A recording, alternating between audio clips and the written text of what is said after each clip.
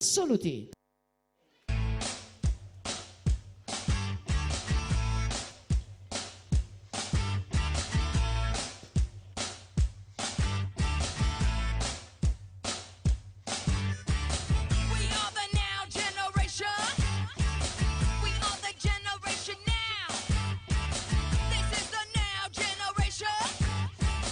In corsia numero 1 Giorgia Mell, stile libero.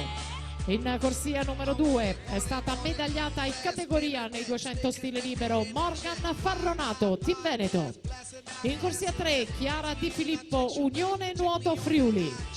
In corsia 4 è la vice campionessa italiana di categoria dei 50 farfalla Lucia Martelli, Wisp Bologna.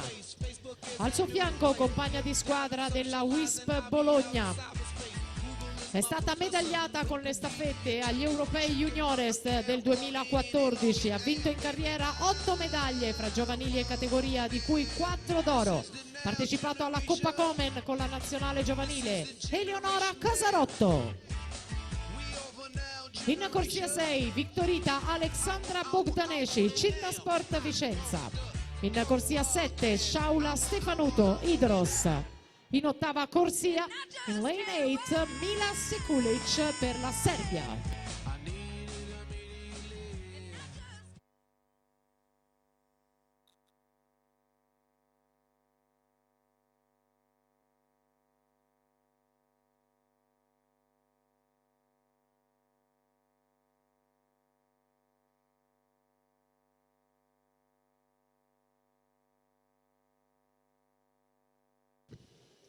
Primato della manifestazione di Erika Ferraioli, 25.05, l'azzurra più volte ha nuotato nella vasca di Montebelluna.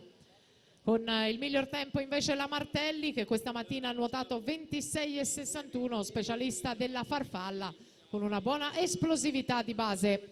Compagna di squadra la Casarotto alla Wisp Bologna, le due cuffie gialle Wisp Bologna in corsia centrale, forse la Casarotto 26.49. Per la vittoria davanti a Lucia Martelli, 26.61.